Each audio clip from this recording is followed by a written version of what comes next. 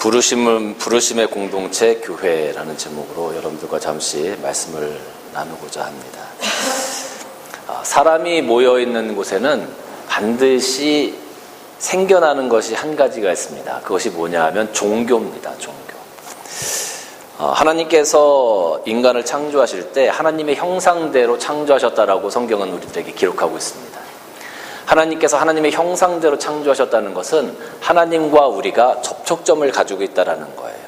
우리 마음 가운데 하나님을 알 수 있는 그 마음, 하나님을 알 수 있는 그 형상, 하나님을 알 수 있는 그 영적인 모습을 우리 삶 가운데, 우리 육신 가운데 하나님께 넣어주셨기 때문에 우리는 하나님과 교제하고 하나님을 알 수 있는 그런 길이 생겼던 겁니다.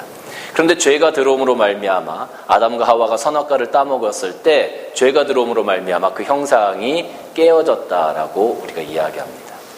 하나님에 대한 형상이 깨어지고 나니까 깨어진 파편만, 온전한 하나님의 형상이 아니라 깨어진 파편만 우리가 가지고 있는 셈이 된 거예요. 그러니까 이 파편을 가지고 분명히 우리가 신이 있다는 건 알긴 아는데, 그리고 신을 향해서 나아가야 된다는 것은 분명히 아는데 그 방향성이 정말로 어디인지를 정확히 알 수가 없게 된 거예요. 한마디로 말하면 퍼즐을 맞춰야 되는데 이 퍼즐 조각이 다 없는 거죠.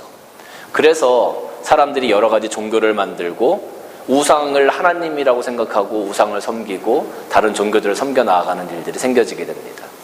하나님께서 우리를 창조하시고 우리에게 하나님의 형상을 넣어주셨기 때문에 그 깨진 파편을 가지고 우리는 여전히 하나님을 찾게 되어지고 구도를 하게 되어지는데, 그것이 바로 종교라는 이름으로 이 땅에 존재하게 되어지는 것입니다. 하나님을 알아가고자 모인 곳, 오늘 그 종교라는 것이 여러 가지 형태로 나타날 수 있지만 오늘날 우리가 예배드리는 이 교회도 하나의 종교이지요. 하나님을 알아가기 위해서 모인 곳, 바로 교회입니다. 그런데 이 교회라는 곳이, 여러분, 우리가 많은 사람들이 교회를 생각할 때 어떤 기대를 하냐 하면, 교회 다니는 사람들은 하나님을 믿는 사람들이니까 참 착하고, 또 교회 다니는 사람들은 참 경건하고 거짓말도 하지 않고 죄가 없는 사람들이라고 많은 사람들이 생각을 합니다. 어떻습니까? 교회 다니는 사람들은 하나님을 믿는 사람들이니까, 하나님을 찾는 사람들이니까, 하나님과 가까이 있는 사람들이니까 다 경건하고 착한 사람들이야. 죄가 없는 사람들이야. 거짓말하지 않는 사람들이야.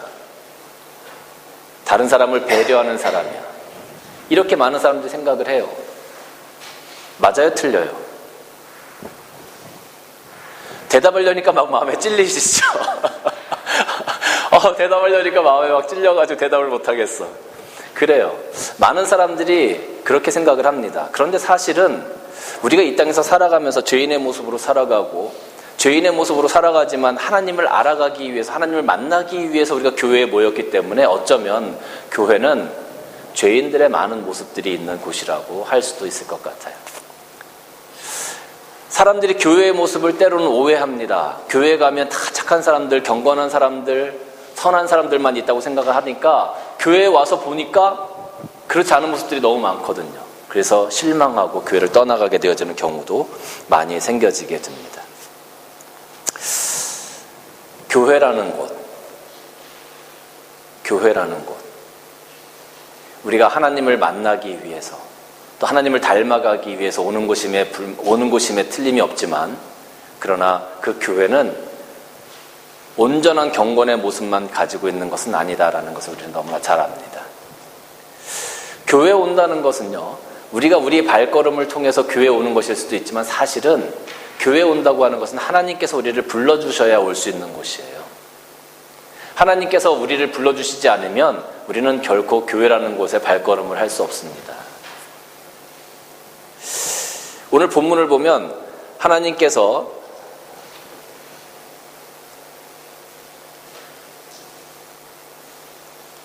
3절 말씀을 보면, 암몬 사람과 모압 사람은 여호와의 총회에 들어오지 못하리니 그들에게 속한 자는 10대뿐만 아니라 영원히 여호와의 총회에 들어오지 못하리라. 여기 말하는 총회라는 것은 오늘날 교회와 같다라고 여러분들 생각하시면 될 것 같아요. 암몬 사람과 모압 사람은 여호와의 총회에 들어오지 못할 거다. 암몬과 모압이라는 사람은요, 사실은 아브라함의 조카였던 롯의 자손들입니다. 그런데 여러분 한번 생각을 해보세요. 이집트에서 출애굽을 했습니다. 이스라엘 백성들이 장정만 한 60만 명 정도가 되는 그 거대한 무리가 출애굽을 해서 지나가다가 모압 평지에 그들이 잠시 머물게 되었어요. 그 모압 평지라는 것은 어떻게 보면 모압의 땅이었죠. 그런데 이 모압 사람들이 약 60만 명의 장정들만 60만 명이고 전체를 따지면 한 200만 명이라고 생각하는 그 사람들이 모압 평지, 자기들 앞마당에 와서 진을 치고 있는 거예요. 그럼 이 모압 사람들 입장에서는 어떻겠어요? 굉장히 큰 위협을 느꼈을 거예요. 저것들을 내쫓아야 될 텐데 어떻게 내쫓을까? 내쫓긴 내쫓아야 되는데 전쟁을 해서는 힘이 없고 어떻게 할까 고민이 되는 거죠. 예를 들어서 여러분 한번 입장을 바꿔놓고 생각을 해보세요. 여러분들 앞마당에 어떤 사람들이 와가지고 텐트를 치고 한 수십 명이 들어와가지고 그 여러분 앞마당에 텐트를 치고 살고 있는 거예요. 우리가 여기 며칠 동안 거주하다가 가겠습니다 하고 허락도 없이 그냥 텐트를 치고 여러분들 앞마당에 있어요. 여러분 어떻게 하시겠어요? 아무 소리 않고 그래 잘 지내다 가세요 이렇게 하시겠어요? 아니면 여기 어떻게 왔냐고 빨리 나가라고 여러분 하시겠어요? 모압 사람들의 입장도 똑같은 거죠. 이스라엘 백성들 그 큰 민족들이 그 많은 무리가 와서 그 모압 광야에 모압 평지에 텐트를 치고 있는데 모압 사람 입장에서는 어떻게든지 내쫓아야 되는 거예요.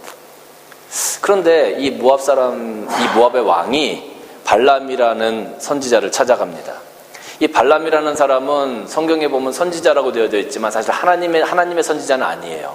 이방신을 섬겼던 선지자였어요. 이 발람을 찾아가서 저 이스라엘 백성들을 저주해서 우리 땅에서 내쫓아 주십시오라고 요청을 하는 것이죠. 근데 하나님께서 발람에게 가지 말아라, 저주하지 말아라라고 말씀하셨어요. 그럼에도 불구하고 발람은 그곳에 가게 됩니다. 물론 저주를 하진 않았습니다. 하나님께서 저주하지 못하도록 하셨기 때문에 저주하진 않았어요. 3번이나 이 모압의 왕이 저주해달라고 했지만 저주보다는 오히려 축복의 말을 전하고 돌아오게 됩니다. 그런데 여기까지만 보면 별 문제가 없는 것 같아요. 그런데 이 발람이 알았습니다. 자기가 저주할 수 없다는 것을 알았어요. 외부로부터 이스라엘 백성들을 저주해서 그들이 망할 수 없다는 것을 이 발람은 알았던 거죠. 그래서 발람이 한 가지 꾀를 냅니다. 그것이 뭐냐 하면 이스라엘 백성들이 시딤 광야에 머물 때 아리따운 모압 여인들을 데리고 그곳에 가서 모압 여인들을 그 이스라엘 영내로 보내게 됩니다. 그랬더니 이스라엘 남자들이 그 아리따운 모압 여인들을 보고 그 여인들과 음행하게 되어지죠. 그 음행의 결과로 약 2만 4천여 명이 그곳에서 연병으로 목숨을 잃게 되어지는 하나님의 징벌을 받게 되어집니다. 이런 일들이 있었어요. 그래서 그들은 너희가 애굽 땅에서 나올 때에 떡과 물로 너희를 길에서 영접하지 아니하고 메소보다미아 부돌 사람 부올의 아들 발람에게 뇌물을 주어 너희를 저주하게 하려 했으나 내 하나님 여호와께서 너를 사랑하심으로 내 하나님 여호와께서 발람의 말을 듣지 아니하시고 내 하나님 여호와께서 그 저주를 변하여 복이 되게 하셨다라고 오늘 성경은 기록하고 있는 겁니다. 자, 이런 이유로 모압과 암몬 사람들은 하나님의 총회에 하나님의 백성이 될 수 없다라고 지금 이야기를 하고 있어요. 모압과 암몬 사람들은 하나님께서 부르시지 않았어요. 하나님께서 선택하지 않으셨어요. 여러분, 하나님께서 만약에 여러분들을 선택하지 않으셨다면 여러분들이 오늘날 이 땅에 이곳에 나와서 예배 드리실 수 있으시겠습니까? 그럴 수 없습니다. 하나님께서 여러분들을 불렀기 때문에 여러분들이 이곳에 나와서 예배 드리시는 거예요. 하나님과 상관없이 난 내 발로 걸어왔는데요, 내가 운전하고 왔는데요, 아니요. 하나님께서 여러분들을 선택하셔서 여러분들의 발걸음을 이쪽으로 인도하셨기 때문에 여러분들이 예배 드릴 수 있는 겁니다. 아브라함을 선택하셔서 아브라함을 불러내셨습니다. 너는 너의 본토 친척 아비 집을 떠나 내가 내게 지시하는 곳으로 가라. 아브라함을 불러내셨어요. 모세가 그 시내산에 올라서 그 호렙산에 올라서 그 떨기나무에 불길을 바라볼 때에 하나님께서 모세를 불러서 사명을 허락하셨어요. 하나님께서 여러분들을 불러서 오늘 이 자리에 오시게 한 겁니다. 하나님께서 부르시지 않았다면 우리는 이 자리에서 하나님께 예배드릴 수 없는 사람들입니다. 하나님께서 이스라엘 백성들을 선택하셔서 하나님의 백성으로 삼으셨어요. 그런데 여러분, 하나님께서 이스라엘 백성들을 선택하셨을 때 이스라엘 백성들이 과연 선택받을 만한 민족이었을까? 그런 어떤 모습을 하고 있었을까? 아니요. 신명기 7장 6절과 7절 말씀 보면 뭐라고 기록되어져 있냐면 너희 여호와 내 하나님의 성민이라. 내 하나님 여호와께서 지상 만민 중에서 너를 자기 기업의 백성으로 택하셨나니. 선택하셨다는 거예요. 부르셨다는 거예요. 여호와께서 너희를 기뻐하시고 너희를 택하심은 너희가 다른 민족보다 수요가 많기 때문이 아니고 오히려 너희가 민족 중에 가장 적기 때문이다. 너희가 잘나서 하나님께서 너희를 선택하신 것이 아니라 너희가 가장 못하고 가장 부족하기 때문에 내가 너희를 선택한 거다라고 지금 하나님께서 말씀하고 있는 거예요. 베드로전서 2장 9절 말씀 보면 그러나 너희는 택하신 족속이요 왕같은 제사장이요 거룩한 나라요 그의 소유된 백성이다. 우리가 이런 말씀을 많이 전하죠. 너희는 택하신 족속이고 왕같은 제사장이고 거룩한 나라고 그의 소유된 백성이다. 그런데 그 뒤에 말씀이 뭐가 또 나오면 이는 너희를 어두운 데서 불러내어 그의 기이한 빛에 들어가게 하신 이의 아름다운 덕을 선포하게 하려고 하는 거다. 어두운 데라는 것이 무슨 의미입니까? 죄 가운데 살았던 우리들의 삶입니다. 애굽 가운데 있었던 이스라엘의 삶입니다. 죄에 노예되었던 삶입니다. 희망과 소망이 없었던 삶이었습니다. 그런데 예수 그리스도의 보혈로 말미암아 그 기이한 빛에 들어가게 하셨어요. 우리가 상상할 수도 없는 천국의 빛을 바라보게 하셨어요. 천국의 소망을 갖게 하셨어요. 그리고 우리를 향하여 너희는 택하신 족속이다. 왕같은 제사장이다. 거룩한 나라다. 나의 소유된 백성이다 라고 하나님께서 말씀을 하고 계십니다. 우리가 잘나서 하나님께서 여러분들이 너무 아름답고 너무 잘나서 여러분들을 선택해서 이 자리에 불러놓으신 것이 아니라 우리는 다 죄 때문에 죽을 수밖에 없는 사람들이지만 그걸 불쌍히 여기셔서 긍휼히 여기셔서 우리를 오늘 이 땅에 오늘 이 자리에 불러서 예배 드리게 하신다라는 거죠. 이것이 바로 하나님께서 우리를 불러주신 이유예요. 우리를 불러서 이곳에서 이 산위의 등불 교회에서 하나님을 예배하게 하신 이유예요.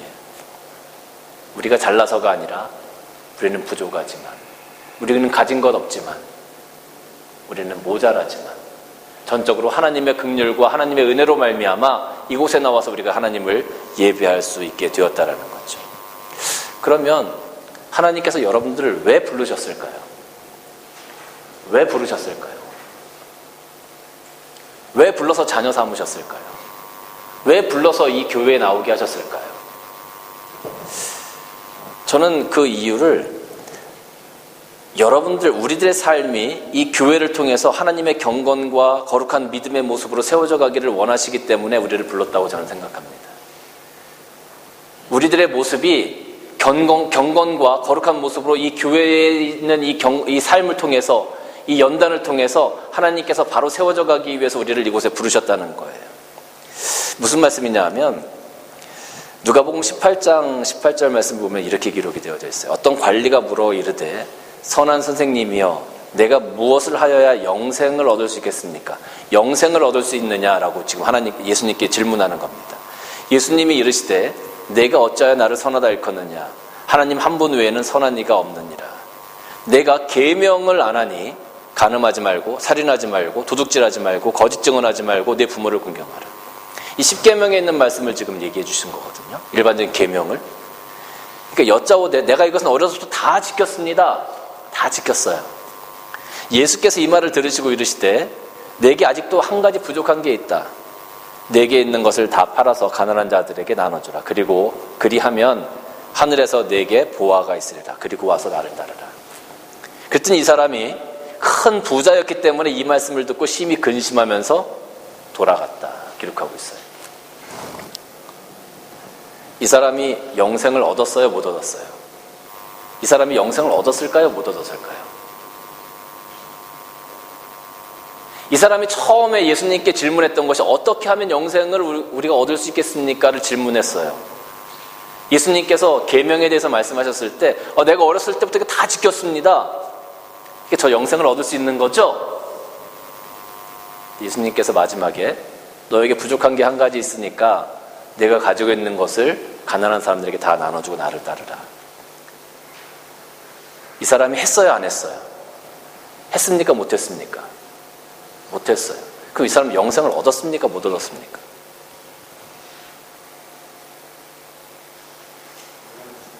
못 얻은 거예요.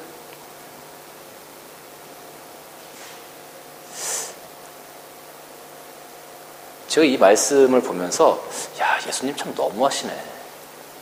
좀 너무하시는 거 아닙니까? 이 정도 했으면 됐지.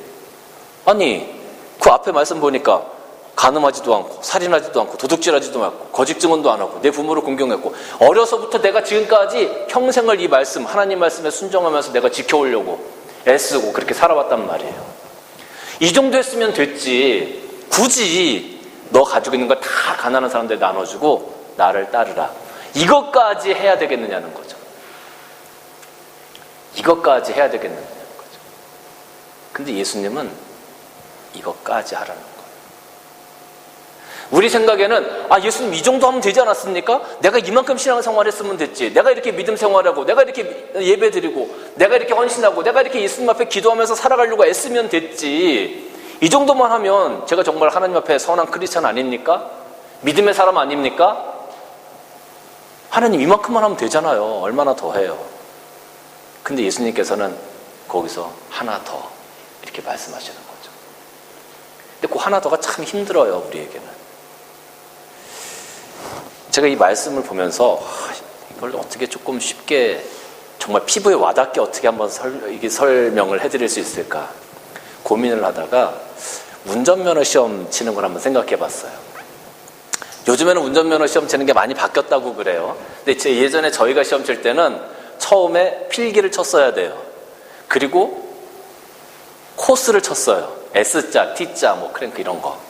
그리고 주행시험을 쳤어요. 주행시험. 그죠? 이거 아시는 분들은 완전히 올드 세대예요. 이제 요즘 완전히 바뀌었다는 것 같은데 이 사람 얘기가 그거예요. 예수님한테 나와서 예수님, 제가 어떻게 하면 운전을 할 수 있겠습니까? 예수님께서 말씀하시는 거죠. 야, 너 운전하려고 그러면 일단 필기시험 쳐야 돼. 그리고 코스도 해야 돼. 그러니까 이 사람이 예수님, 저 그거 다 합격했어요. 제가 그거 다 했거든요. 저 이제 운전해도 되죠? 예수님께서 마지막에 아니 근데 너한테 한 가지 부족한 게 있어. 그게 뭔데요? 주행시험 쳐야 돼. 예수님, 제가 필기도 하고 코스까지 했으면 되는 거 아니에요? 아니, 너 주행까지 해야 돼.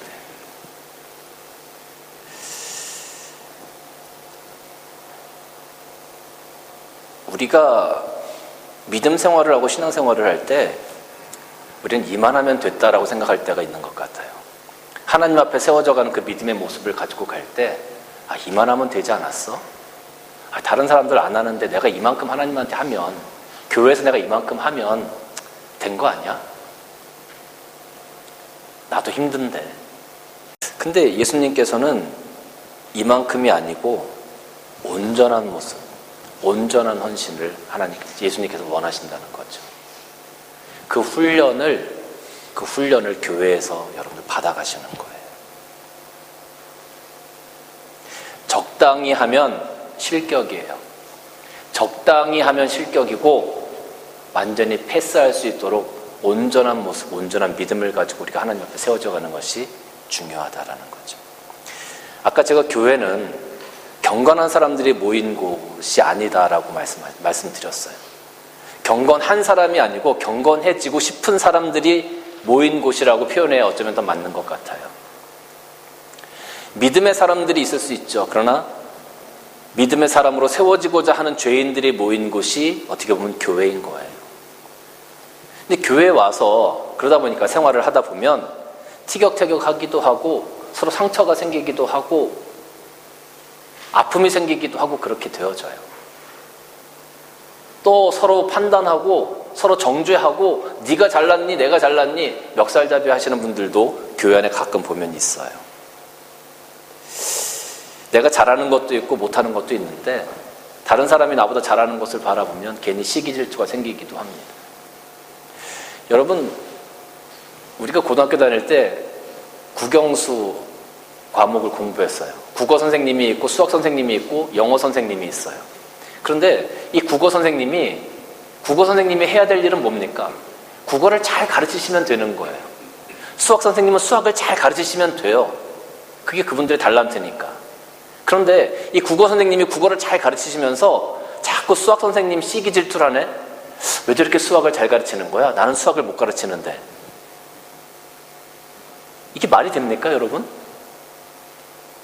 근데 이런 말이 안 되는 일이 교회 안에서는 비일비재하게 일어난다는 거예요. 하나님께서 우리에게 주신 달란트가 다 다른데 하나님께서 나에게 주신 그 달란트를 가지고 내가 하나님께 헌신하고 하나님 앞에 잘 세워져 가고 노력하고 가면 되는데 그 달란트로 만족을 못해요. 다른 사람들이 다른 달란트를 가지고 하나님 앞에 세워져 가고 교회 앞에서 헌신하는 것들을 바라보면 괜히 시기 질투가 막 나는 거야. 내가 저거 못하는 걸 저 집사가 하네? 말이 안 되는 거죠. 국어 선생님이 수학 잘 가르치는 수학 선생님을 시기 질투하는 게 말이 됩니까? 분야가 완전히 다른데. 하나님께서 우리에게 주신 달란트를 가지고 우리가 교회 내에서 잘 훈련받고 헌신하면 되는 겁니다. 나에게 주신 달란트만큼 하나님께 헌신하며 나가면 되는 겁니다. 그런데 그게 잘 안 되는 거예요, 교회 내에서. 그러니까 자꾸 시기 질투가 생겨나고 문제가 생겨지게 되는 거죠. 문제가 생겨지면 정죄하려고 합니다. 잘 가라고 합니다.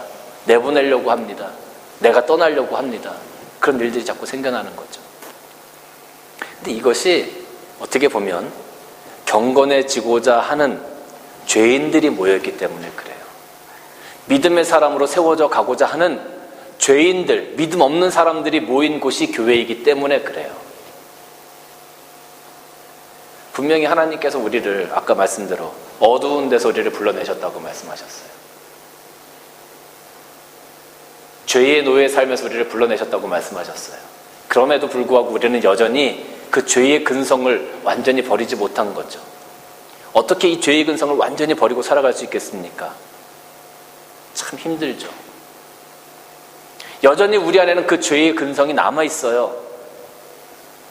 예수 그리스도의 보혈로 우리가 구원받은 사람이고 의인의 모습이 되어지긴 했지만 여전히 내 마음 가운데 내 삶 깊은 곳에는 그 죄의 근성이 남아있다는 거죠. 그러니까 자꾸 문제가 생겨지게 되는 거예요. 상처가 생겨지게 되는 거예요. 그런데 그런 것들을 통해서 하나님께서 자꾸 우리를 믿음 가운데 훈련시켜 나아가는 겁니다. 제가 그 군대를 가면 병장들이 있어요. 병장들이 이제 그 일반 병 중에서는 최고예요. 고참들이죠, 고참들. 그런데 2등병이 왔어요. 2등병하고 병장하고 누가 일을 더 잘하겠습니까? 만약에 어떤 일이 있어요. 어떤 상황이 발생했어요. 그러면 2등병이 그걸 잘 처리하겠습니까? 병장이 더 잘 처리하겠습니까? 당연히 병장이 더 잘 처리하죠. 고참이고 많은 경험이 있으니까. 병장이 더 잘 처리하는 겁니다. 우리 여자분들은 잘 모르시겠지만 남자분들은 예비군 동원훈련 같은 것들을 가보셨으면 예비군 가보면은요 정말로 가관입니다. 아주 당나라 군대도 그런 당나라 군대가 없어요. 예비군 가면 정말로 군인 같지가 않아요. 사람들이 그냥 동네 아저씨들이 모여 있어요. 그 병사들이 와가지고 이거 해야 됩니다, 저거 해야 됩니다, 선배님들 이리 오십시오 그래도 가지도 않아요. 말도 안 들어요. 어떻게 그런 사람들이 예비군인지 모르겠어요. 그런데 희한하게도 말이죠, 이거 1시간 내에 끝내야 됩니다 그렇게 막 얘기를 하잖아요. 그럼 예비군들은요 앉아가지고 놀아요. 말도 안 듣고 자기들끼리 앉아가지고 놀아요. 한 40분 이상 놀아요. 아 이거 1시간 내에 끝내야 되는데 선배님들 왜 거기 있으니까 빨리 오셔서 하세요 그래도 말을 안 들어요. 근데 희한한 건 그 1시간이 딱 끝날 때쯤 되잖아요. 40분 45분을 놀고 나서 한 15분이면 그걸 다 끝내놔요. 예비군들이. 희한하죠. 참 대단한 사람들입니다. 이 고참병들은 그래요. 어떤 상황이 딱 발생하면 그걸 해결할 수 있는 능력이 아주 탁월합니다. 여러분 우리 교회에서도 이런 믿음의 고참병들이 좀 있어야 돼요. 믿음의 고참병들이 많은 교회가 정말로 좋은 교회입니다. 2등병들이 많은 교회가 좋은 교회, 뭐 그렇다고 나쁜 교회라고 할 수는 없겠죠. 2등병들이 많아도 좋은 교회일 수 있습니다. 그런데 더 좋은 교회는 이런 믿음의 고참병들이 많은 교회가 정말 좋은 교회입니다. 믿음의 고참병들은요, 교회에 어떤 문제가 생겨져요. 상황이 발생해요. 그러면 그걸 해결합니다. 그 사람에게 가서 상처받은 사람들을 위로하고 상처받은 사람들의 손을 잡아 일으켜 세워주고 함께 가자고 격려하고 품어주고 그 문제를 해결해 나가고 하나님 앞에서 기도하면서 하나님 앞에 교회를 세워가는 사람들, 그런 사람들이 바로 믿음의 고참병들이에요. 그런 믿음의 고참병들이 교회에 많으면 많을수록 그 교회는 좋은 교회이고 행복한 교회이고 하나님 보시기에 사명을 감당할 수 있는 교회가 된다라는 거죠. 이런 훈련들이 필요합니다. 훈련을 통해서 우리가 이등병으로 신앙생활을 시작했다 할지라도 이제 우리가 그 훈련을 통해서 교회 내에서 여러 가지 부딪히는 훈련들을 통해서 하나님께서 우리를 믿음의 고참병으로 만들어 가시고 또 그 믿음의 고참병들의 그 연배를 통해서 지금 상처받고 있는 다른 사람들 일어나게 하고 위로받게 하고 힘을 얻게 하고, 그것이 바로 여러분들을 교회로 부르신 이유예요. 하나님께서 여러분들을 믿음의 고참병으로 만들기 위해서 여러분들 부르신 겁니다. 하나님의 나라를 여러분들을 통해서 세워가시기 위해서 여러분들 부르신 거예요.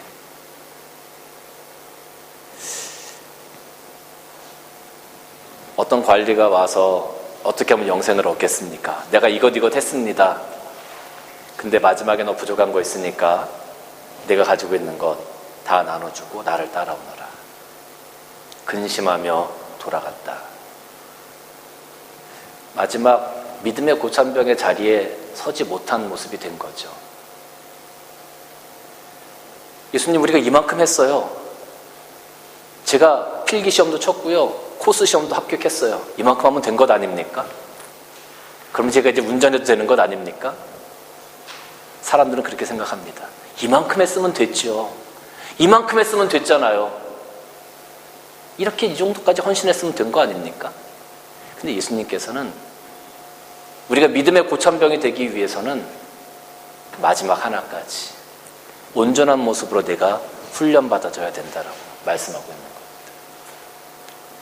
사랑하는 성도 여러분, 여러분의 믿음은 지금 이등병의 믿음입니까? 아니면 병장의 믿음입니까? 신병의 믿음입니까? 아니면 고참병의 믿음입니까?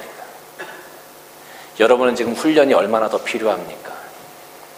하나님 앞에서 하나님, 제가 이만큼 하면 되는 것 아닙니까? 라고 이야기하기보다는 하나님께서 여러분들을 부르신 이유, 믿음 안에서 교회 안에서 경건의 훈련을 통해서 때로는 부딪히는 훈련들을 통해서 여러분들 더 성숙하게 하시고 믿음의 고참병이 되어서 정말로 이제 교회 안에서 약한 사람들을 붙잡아주고 이렇게 세워져가는 그런 역할들을 감당해 나가기 위해서 여러분들 부르신 그 하나님, 그 하나님의 부르심에 응답하셔서 여러분들이 지금 여기 와 계신 거예요.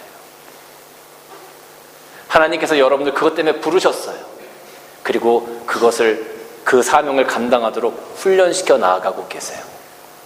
이 모든 것에 여러분 감사함으로, 기쁨으로 이 모든 것들을 잘 감당해 나가시기를 바랍니다. 이만큼 했으면 됐죠 라고 얘기하지 마시고 주님께서 마지막 하나까지 말씀하실 때 아멘 하고 따라갈 수 있는 여러분들이 다 되어지시기를 주님의 이름으로 간절히 축원합니다.